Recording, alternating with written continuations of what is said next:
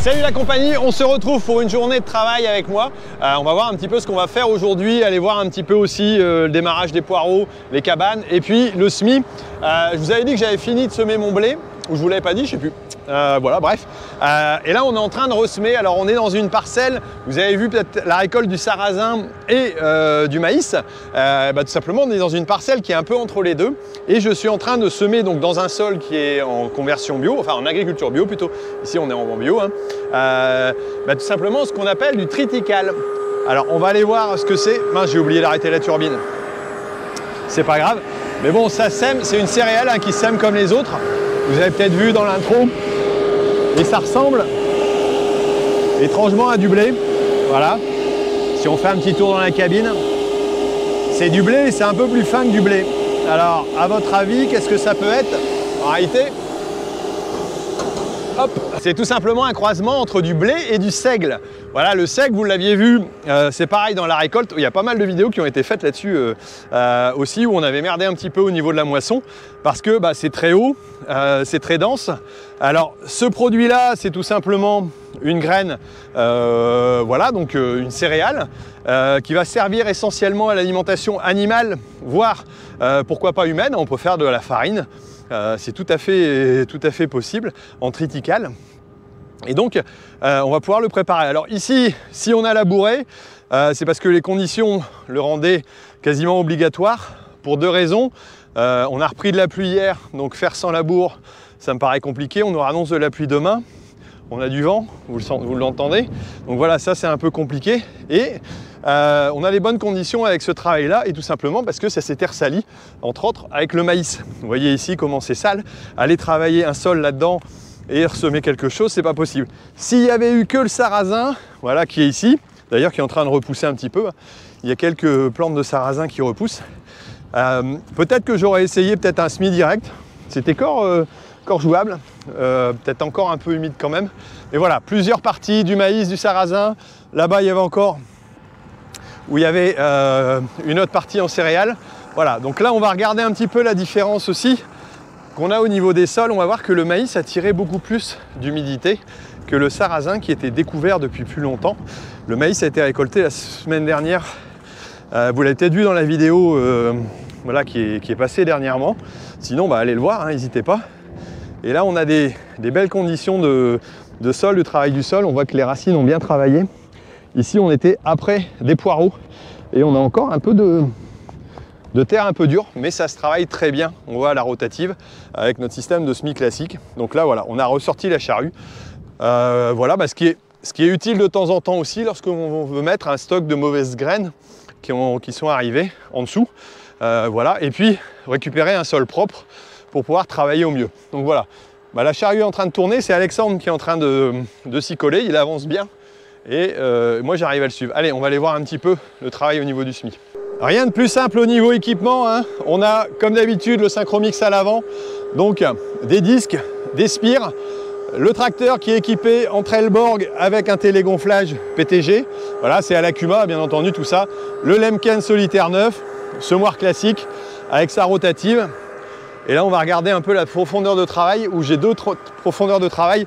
Ici, j'étais un peu plus profond, et là, j'ai relevé un peu, voir si c'est suffisant. Mais voilà, on a de l'humidité, on a un sol qui est tout à fait adéquat, et une belle condition de travail. Alors là, je ne vais pas trop affiner, parce qu'on nous annonce de la flotte demain, et un petit peu. Donc le but du jeu, ça ne va pas être d'être trop fin, donc voilà, et en plus, si on peut passer assez vite et pas bouffer trop de gasoil au prix où il est, c'est pas plus mal. Alors, je cherche au niveau des semences, est-ce que je vais les avoir ici? Voilà, il suffit de chercher pour pas les trouver. C'est pourtant pas compliqué, Thierry. Voilà, en termes de profondeur. Hop, je les ai vus, ils sont un tout petit peu plus profonds. On en a ici, voilà, là. Voilà, le grain est là. Donc, entre 1 et 2 cm, pour moi, ça me va. C'est suffisant, il n'y a pas besoin d'aller travailler plus vite. On voit le disque est suffisamment rentré. Et là, ça rapluie. De toute façon, on va avoir de l'humidité derrière. Donc, pas la peine de se fatiguer là-dessus.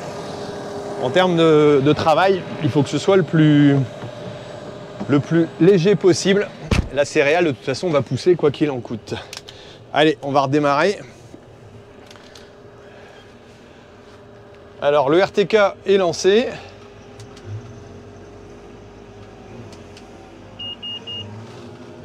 La rotative non par contre. Parce que quand on se lève du siège, la rotative ne fonctionne plus. Et si je pars en avant, je vais faire des boulettes. Donc voilà. Allez, tiens, je vous propose d'aller jeter un œil. J'ai été faire un tour ce matin en partant devant les semis qu'on avait fait, plutôt l'étalement du fumier et le tas de betteraves des précédentes vidéos. D'ailleurs, je vais vous mettre en lien les précédentes vidéos pour aller jeter un œil dessus si ça vous intéresse. Allez, petit tour en arrière. Alors, petit passage au niveau du champ de seigle où on a mis du fumier. On voit, il y a encore des traces, mais on voit quasiment plus le fumier. Voilà, au bout de 10-15 jours, c'est déjà disparu. Ça, vous pourrez voir la vidéo voilà, de l'épandage qui a été mise en ligne. Et puis le tas de betteraves qui lui est pas encore parti. Mais c'est normal, on avait pris un peu d'avance vu les conditions et je préfère parce qu'on était vraiment dans des conditions compliquées au niveau du centre-ville. Et donc pour pas salir et vu la pluie qu'on vient de prendre là, c'est plutôt mieux quand même, quoi. Donc voilà, ça se tient quand même. Voilà, et le tas de betteraves est toujours là. Bon, il est pas mal hein, si vous regardez la longueur et la qualité des betteraves aussi. On attendra le résultat, je vous dirai ça après dans les prochaines vidéos. Mais c'est pas... voilà, en tout cas, ça se tient. Et là c'est pareil au niveau de la luzerne, la parcelle, elle est plutôt pas mal. Et là on voit moins les traces, hein, ça porte mieux encore. On voit quasiment rien. Tout simplement du déterreur et de la grue à betterave. Alors j'ai pas trop de temps donc je vais simplement vous montrer l'engin. Alors vous voyez un peu la longueur du tapis qui peut se trouver ici, c'est absolument énorme. Voilà, l'engin est monté, la cabine est surélevée pour pouvoir regarder correctement tout le travail qui est fait hein, par l'opérateur avec qui je viens de discuter, super sympa. Et là-bas vous avez un poids, un contrepoids à l'arrière qui va se déplacer pour éviter tout simplement que l'engin ne bouge parce qu'il faut qu'il continue à avancer tout doucement au fur et à mesure. Et là, celui-là, il n'est pas avec un avaleur. Dedans, parfois, vous avez une espèce de barre de coupe qui va avaler l'ensemble du tas. Et dans ce cas-là, il faut que ce soit bien droit. Bon, ici, il n'y aurait pas eu de problème, je pense. Ici, on est avec une grue. Voilà, système un peu différent qui permet simplement de charger dans le bac, de nettoyer à l'intérieur. On a tous les systèmes. Vous voyez là, ici, ce qui reste au sol, c'est tout simplement les résidus qu'il peut y avoir voilà, des betteraves. Alors c'est essentiellement de la verdure et un peu de terre. Ici on n'est pas très sale, hein, on a eu des conditions d'arrachage très bonnes. Et donc le reste est renvoyé par tapis et arrive dans les camions qui là pour l'instant ne sont pas là parce que ils attendent un peu. Il y a quelques camions en moins, il me disait, au niveau de l'opération. Donc voilà. Et tout ça est envoyé en sucrerie pour pouvoir faire du sucre. Voilà, donc là ici c'est à l'usine de Lillers. Et là ici vous avez sûrement un boîtier électronique qui permet de relever les camions, l'ordre de passage, leur arrivée, parce qu'ils sont entre guillemets structurés, voilà, pour que ce soit le mieux possible. Et là vous voyez ce qui reste, c'est tout simplement quelques petits morceaux qui cassent. Bon, ça pourrait partir, hein, mais beaucoup de feuilles. Voilà, ça évite de transporter des choses inutiles sur la route et donc un coût supplémentaire au niveau des camions, forcément. Donc voilà, c'est vrai que c'est un bel engin. Alors là, on est juste au lever du soleil, voilà, qui est un petit peu caché, un petit peu sombre. Mais je voulais vous montrer ça. Peut-être que j'ai déjà eu l'occasion de le montrer dans une vidéo il y a très longtemps. Voilà le fonctionnement. Là, malheureusement, il n'y a pas de camion et moi, je vais devoir m'en aller parce que j'ai une journée un peu chargée. Voilà, et là la grue, ça ramasse et on voit le tas a été fait vraiment dans des bonnes conditions, donc c'est vraiment super. Allez, on reprend la vidéo. Alors ici, en termes de densité de semis, la densité de semis, c'est la quantité de graines qu'on va mettre à l'hectare. Voilà, on est donc tout simplement sur un PMG à 45 avec 160 kg hectare. Voilà, c'est à peu près la moyenne, hein. On va travailler entre 150 et 200 selon la période. En agriculture bio, en général, on sème les céréales un petit peu plus tard. C'est pour ça qu'on est courant novembre. Voilà, un petit peu plus tard pour éviter la concurrence avec les mauvaises herbes. Si vous démarrez très tôt les semis, vous allez avoir du vulpin, de la mauvaise herbe et donc ça va être plus délicat. Et comme il n'y a pas la cartouche de l'herbicide, tout simplement on va préférer semer un peu plus tard, un peu plus dru aussi pour faire un peu plus de concurrence que si c'était dans du conventionnel. Voilà, ça c'est un élément important Pour autant, on sème avec un semoir identique, avec les mêmes, les mêmes variétés. Là, j'ai plus en tête le nom de la variété, mais c'est des variétés identiques, mais qui auront une résistance aux maladies plus importante. D'ailleurs, ça fait partie des éléments intéressants de cette céréale. C'est à la fois par sa mixité, sa résistance, son côté aussi plus ample en termes de paille, étant donné qu'on aura voilà, une paille plus importante que si c'était sur une culture, j'allais dire, de blé classique. Et bien entendu, on ne fait pas de raccourcisseur en bio, donc voilà. Et là, on a des conditions de travail qui sont plutôt adéquates. Là, j'ai pris le temps de retourner 2 minutes à la maison parce que j'avais le constructeur. Donc voilà, là, on voit que ça sèche. Franchement, les conditions sont top. Hier, il n'y a plu. On a pris 10 mm. Je me dis, tiens, est-ce que ça va aller? Mais pour finir, dans les fourrières, ça va bien. On le verra un peu après, mais ça passe bien. Voilà, et là, j'ai largement le temps, moi, de travailler correctement. Et Alex, avec la petite charrue, ça avance moins vite, mais ça va laisser de quoi faire. On a 8 hectares et demi à semer, donc ça va le faire, quoi. Alors, je ne sais pas si vous voyez bien, parce qu'il y a vraiment beaucoup de soleil, mais sur l'écran RTK, je suis en train de faire du travail à plane. Alors ça, j'ai déjà expliqué pour certains, mais du travail à plane, c'est-à-dire que je laisse un espace. Alors le RTK me permet de me guider droit, c'est un système de correction voilà, de direction, pour ceux qui ne connaissent pas. C'est comme un GPS, mais plus performant, où je dis, j'ai un point A, j'ai un point B, fais-moi une ligne droite entre les deux, il me fait la ligne droite. Donc là, je peux continuer d'être en ligne droite et je ne suis pas obligé de passer à côté de ce que je viens de semer parce que je n'ai pas d'utilisation de traceur.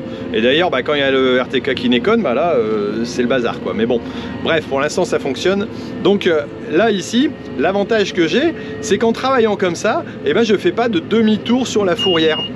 Et voilà, ça y est, il me ressorte le bazar. Oh, purée! Et il est reparti. Alors, je sais pas, pourtant, les conditions de temps sont bonnes. Mais voilà, il déclenche. Alors c'est hyper sensible comme petit jouet.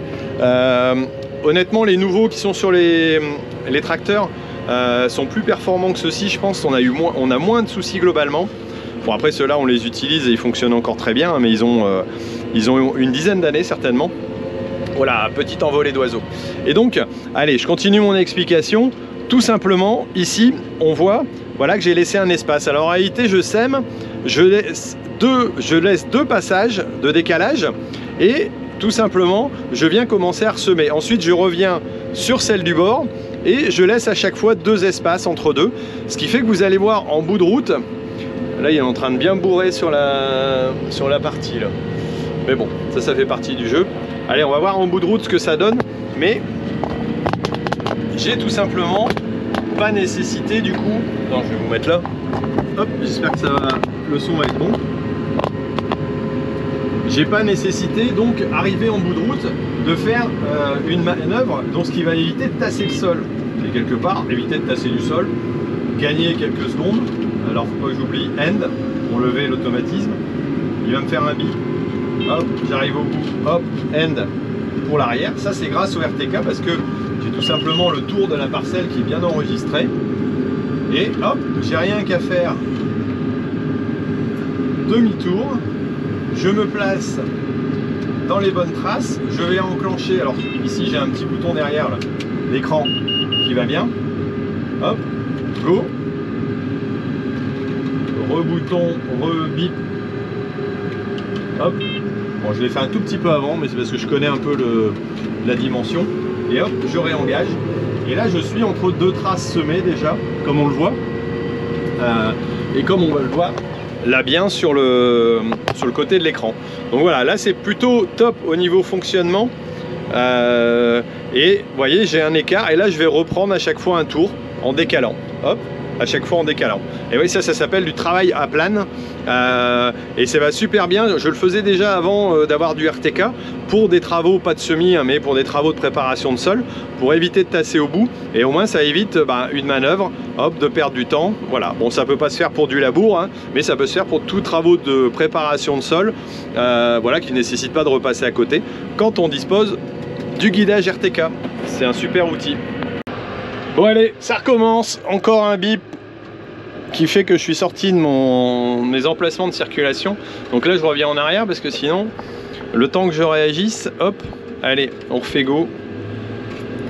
Alors là les boutons, les automatismes, Ça permet de baisser le devant, et là l'arrière en mettant en route la prise de force, et quand je fais un end, il lève la prise de force, enfin il lève le relevage et il arrête la prise de force. La prise de force, c'est l'engin qui tourne là d'ailleurs, qui ne devrait pas tourner, parce que normalement au niveau sécurité il ne devrait pas tourner, et qui emmène la force à l'outil pour qu'il tourne. Voilà, c'est un système qui existe depuis déjà très longtemps, mais bon, allez, ça on avance. Allez, petit arrêt, non pas pipi, mais pour aller vérifier un coup les semences. Alors là, on voit la différence en termes de sol par rapport à ce qu'il y avait avant. Voilà. Ici, on n'a pas eu de poireaux, et de l'autre côté, on en avait eu, et c'était quand même beaucoup plus moteux. Hein. On voit qu'ici, voilà, le sol a été moins abîmé. Là, j'ai remis quelques semences en sac. Donc là, on les voit ici. Hop, et là, j'ai encore 2 sacs, voilà, à l'intérieur. Bon ben ça se vide tout doucement, mais normalement on devrait en avoir assez. Là on arrive jusqu'au bout du champ qui est là-bas derrière. Là derrière c'est les carottes. Donc voilà, puis après il reste les fourrières. Tranquillement. Bon allez, c'est parti pour la fourrière. Là j'attaque voilà, la fourrière du champ. J'ai été remettre un petit peu de grain. J'espère qu'on en aura assez pour finir. Bon, 2 sacs de fourrière là-bas au bout. Bon, je vais les surfaces. Là on m'indique, hop, là j'enlève le truc, on m'indique 8 hectares 89 de réaliser d'un côté, 8 de l'autre, on doit être à 8,5 normalement. Donc théoriquement ça devrait passer, théoriquement, mais bon, on va bien voir. La fourrière est faite, je suis sur le bord, mais j'ai déjà remis les 2 derniers sacs. Donc on va bien voir si j'arrive à finir la fourrière. Allez, dernière fourrière, on va aller voir là-haut. J'espère qu'il en reste assez, mais ça bip alors. Waouh, merde. Bon, bah ça c'est mort. Il n'y en a plus. Et il reste le bord à faire. Bon, bah tant pis là-dessus. C'est pas top, pas top. Bon allez, retour au bercail. Je vais aller chercher un sac de seigle et je mettrai à côté le reste. Voilà, il va y avoir une passe de batteuse que je mettrai de côté avec ce mélange là qui partira pas avec le reste et que j'utiliserai en ressemence ou en alimentation animale. On verra comment ça se passe, mais allez, on va aller chercher ça pour pouvoir essayer de finir ce champ. Bon allez, hop, on sort de la cour. Alors ici vous allez voir, c'est super sympa le mercredi. Vous voyez pourquoi je vous montre pas toujours la ferme en tant que telle. Il y a un monde de fous, en plus c'est les vacances. Là j'ai traversé quand même, je me suis permis de rentrer avec le tracteur parce que j'avais pas envie de marcher avec les 2 sacs. Mais voilà, c'est un peu le bazar. C'est ça l'avantage d'avoir transformé sa ferme en centre équestre. On peut pas avoir les avantages de tous les côtés. Hein. Mais bon, ça va, ça circule quand même. Faut être un petit peu un pilote, mais on va s'en sortir. Allez, on va aller finir de semer, on va peut-être y arriver quand même. Hein. Passage, on arrive aussi là où on passe au champ, à côté du champ de poireaux. Voilà ce qui a déjà été entamé. Donc il y en a un petit peu en route. Et là, Alexandre est en train de préparer les labours d'hiver. On va commencer tout doucement à faire ça. Voilà, donc tout simplement pour commencer à préparer, arriver en novembre. Là, c'est des terres un peu humides. On va, pas humides, mais un peu plus fortes. Et en termes de gelée, on va préparer ça. Là, c'est destiné à recevoir des pommes de terre en bio. Voilà, donc ça va être la prochaine culture. Donc on profite qu'on a la charrue qui est encore un peu de temps pour pouvoir démarrer ce petit labour-là et avancer dans les travaux. Bon allez, remise en gonflage de la partie pneumatique. Alors pour ça, il suffit d'aller hop sur cette partie-là et puis d'aller le mettre. Donc là, les roues vont se gonfler petit à petit pendant que je prends le chemin de terre. C'est plutôt adéquat. Et puis je vais hop, nettoyer un petit peu l'arrière rotative, enlever le plus gros, parce que c'est comme ça qu'on emmène des saloperies dans le champ des voisins. Là c'est mon champ, hein, c'est pour ça que je me le permets aussi. Voilà. Et quelque part, il faut être propre et correct aussi, et pas en laisser sur la route non plus, même si bon là ça va, il n'y a pas grand chose. Donc là ce qui se passe au niveau du gonflage, le système est en train d'utiliser la pression pour regonfler les roues. Bon là ça va. Comme la trémie est à peu près vide, d'ailleurs on va aller voir, mais j'ai réussi à finir quand même avec ça. Il ne restera plus que la trémie à vider, voilà. Hop. Bon, je vous l'avais promis, voilà, même si le temps est en train de changer, une fois les outils rentrés, graissés, gasoilés, et ben tout simplement, je vais vous montrer l'endroit où on est en train de refaire les cabanes. Là, les jeunes ont fini, ils ont arrêté, mais on est en train de faire 1, 2, 3, 4, 5 cabanes en plus, voilà, ici, en extérieur avec des pâtures. Alors, c'est des paddocks qui vont être utilisés comme on utilise les autres de l'autre côté pour que les chevaux puissent rester l'hiver. On va avoir jusqu'à une quarantaine de chevaux en extérieur. C'est à la demande des propriétaires. Après, un cheval, du moment qu'il a un abri, qu'il est protégé de la pluie, il n'y a pas de problème, il peut rester dehors, même l'hiver.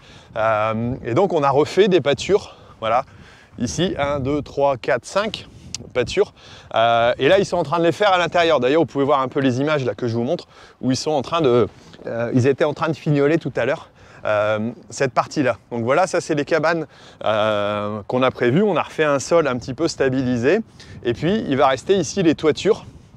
Voilà, donc ça c'est le boulot, j'allais dire, de l'équipe qui est à Poireau entre deux et qui le fait plutôt l'après-midi. Donc il y a Fabien, il y a Alexandre, il y a Pascal, il y a Emilien. Qui sont là-dessus, puis de temps en temps un stagiaire qui vient donner un petit coup de main. Donc voilà, ça va faire des belles petites cabanes où on va pouvoir loger 3 chevaux a priori. Il va y avoir des abreuvoirs. Voilà, ici, au niveau fonctionnement, il va y avoir des abreuvoirs. Et puis, bien sûr, on doit fermer ici la toiture pour que ça reste viable. Alors, voilà, l'herbe en tout cas est en train de bien pousser. Il y en a qui vont se régaler avec ça. Bon, et ça rafraîchit quand même, on prend du vent. Voilà. Hein? Est-ce que tu veux dire bonjour à la caméra, Oslo? Voilà. Alors lui, il aime bien m'accompagner quand il peut. Voilà, venir dire bonjour aussi. C'est plutôt son trip. Voilà, il nous reste encore à étaler ça. Et puis normalement, pour cet hiver, ça va être fait. Et là-bas au bout, vous voyez aussi une autre cabane. Voilà, ça va être la cabane pour les propriétaires. Voilà, tout simplement des écuries. Enfin, c'est pour nous, avec mon épouse. On va refaire notre maison. J'en avais déjà parlé un petit peu.